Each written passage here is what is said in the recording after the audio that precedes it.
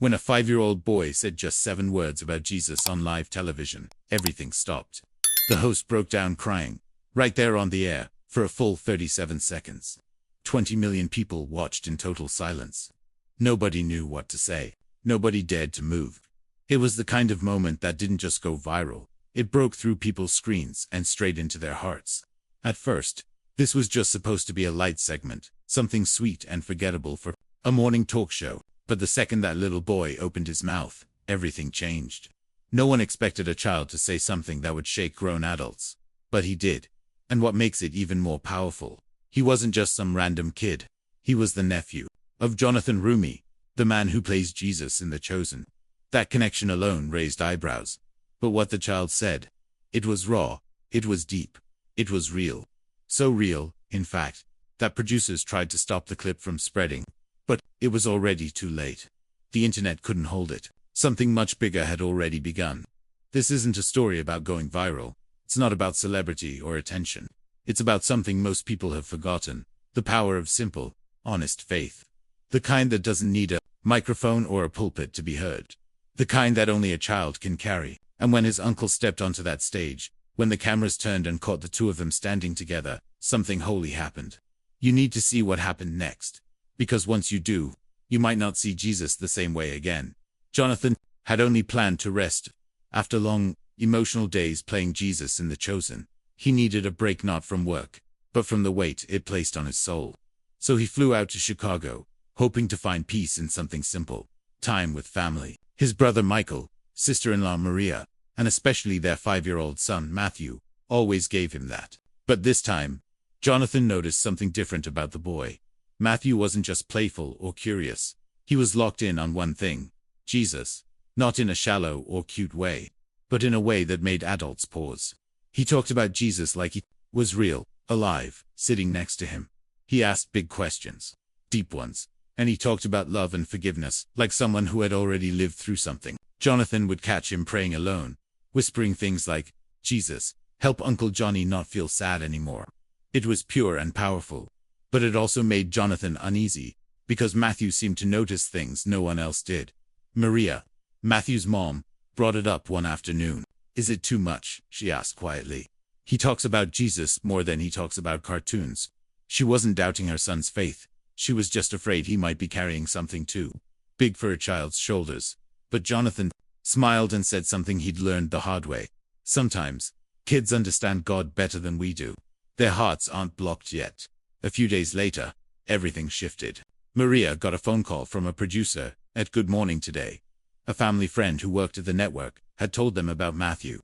They were looking for kids for a cute and funny segment. Just innocent stuff about what children think. Maria hesitated. I don't know, she told Jonathan. I'm scared he might say something that makes people uncomfortable. Jonathan didn't say no, but his gut was tight. They sat Matthew down and gently explained the plan. It was supposed to be fun. Nothing serious. But Jonathan knew Matthew better. People might not understand everything you say, he warned softly, and it's okay to keep some things private. You don't have to answer every question. Matthew just nodded, but then said something that stopped both adults in their tracks. I'm going to tell people about Jesus, like you do. That line changed everything. Suddenly, this wasn't just a cute kid on a talk show.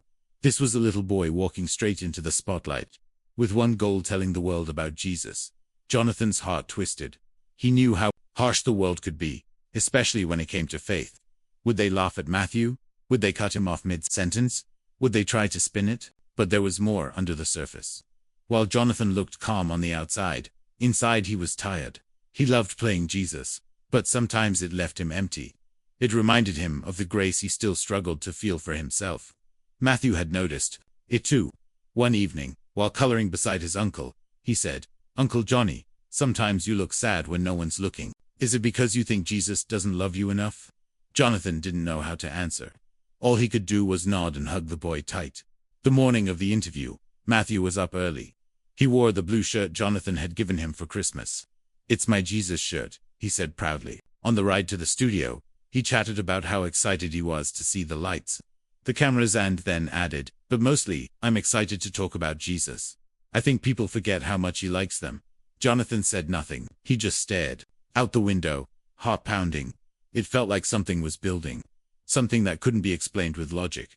At the studio, the energy was light and casual, but under the surface, Jonathan could feel the pressure. The producers were chatting behind the scenes. "Let's keep this fun," one said. "We don't need another Jesus goes viral moment." They wanted sweet and safe, not spiritual. Sarah, the show's host, prepped her questions. "What's your favorite toy? What do you want to be when you grow up?" The usual. She had no idea what was coming. None of them did. And as Matthew walked onto the set, no one, not the camera crew, not the host, not even his own family, was ready for what that little boy was about to say. The moment Matthew sat down in the oversized chair, something shifted in the room. The lights, the cameras, the scripted questions, all of it faded behind the presence of a child who looked completely at ease. When the host, Sarah, leaned forward and asked, "What do you like to think about the most?" she expected a playful answer, maybe dinosaurs or cartoons. But Matthew didn't even pause. "I think about Jesus a lot," he said, "because people think he wants them to be perfect, but he actually wants them to be honest about being broken." You could hear the air leave the room. Even the crew, trained to focus on their jobs, froze. The camera operator instinctively zoomed in. In the control room, phones began to buzz, producers seeing early signs of a social media wave forming. And on live TV, a veteran host sat completely still, eyes wide, unsure how to respond. Sarah blinked, set her cue cards aside, and leaned in. "What do you mean by broken?" she asked, voice softer now. Matthew shrugged, like it was obvious.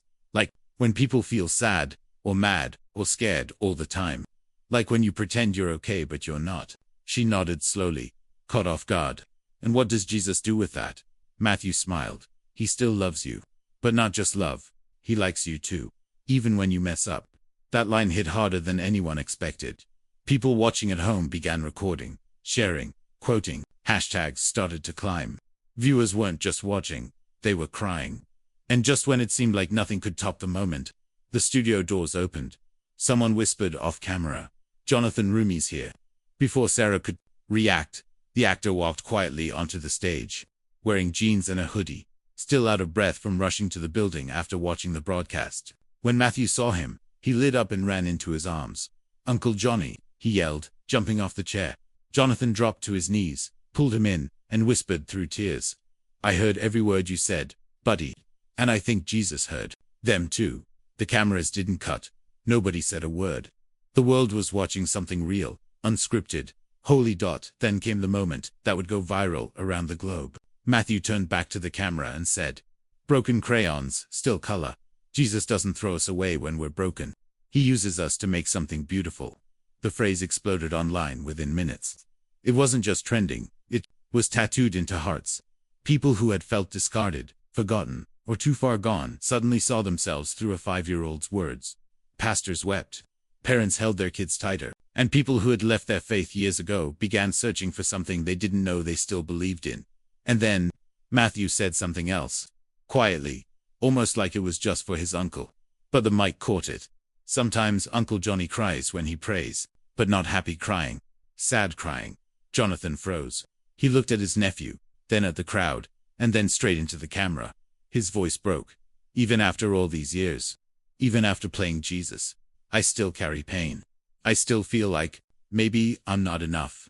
But Matthew, he reminds me that Jesus doesn't just love the good parts of me. He loves the broken ones too." The studio fell into silence. Not an awkward silence, but the kind that comes when something sacred is happening. Then Jonathan knelt again beside Matthew. Without a word, the boy reached out and placed his small hand on the camera lens, as if he was trying to touch every person watching. "Can we pray for them?" he asked. Jonathan nodded. And there, on live television, a 5-year-old and his uncle began to pray. "Jesus," Matthew said, "some people watching feel really alone, or scared, or like nobody cares. Can you show them you see them, and that you still like them?" Jonathan followed. "God, remind every person watching that they don't have to fix themselves before coming to you. You take us as we are, and you make broken things beautiful." Phones rang off the hook. People posted in real time, "I was going to end my life today, but this little boy made me stop. My heart hasn't felt anything in years. Until just now." And then, with the boldness of a prophet and the heart of a child, Matthew gave one final message. "Jesus wants me to tell you, he sees you, he loves you, and he's not going anywhere.